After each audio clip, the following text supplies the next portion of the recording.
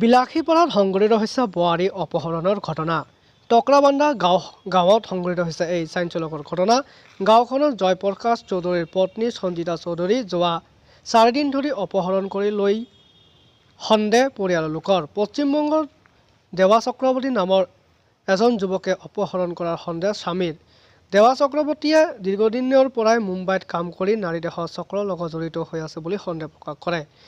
এই ক্ষেত্ৰত স্বামী জয়প্ৰকাশ চৌধুৰীয়ে বৃহস্পতিবাৰে দিনৰ 2 বজাত বিলাসীপাৰা থানাত এখন এজাহাত দাখিল কৰে বুলি জানিব পৰা গৈছে।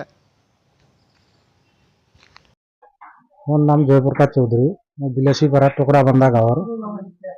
ঘটনা মানে মোৰ বৌ নিৰ্দেশ শ্বপিং চেণ্টাৰত যাব বুলি, বিশাল মলত যাব বুলি মোক কৈছিল।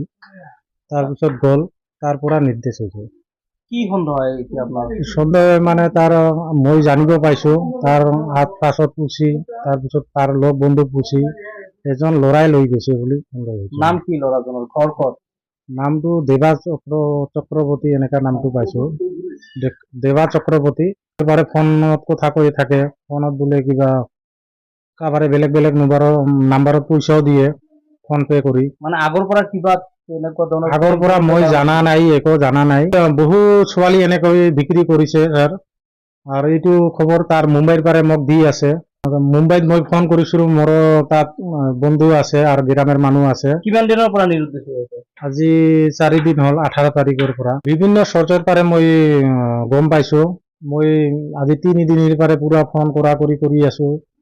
মই গম পাইছো যে এই ল'ৰাজন এই নাৰীৰে ব্যৱহাৰ বেচা কিনা কৰে, তাক উচিত শাস্তি হ'ব লাগে আৰু ছোৱালীজনক উদ্ধাৰ কৰিব লাগে।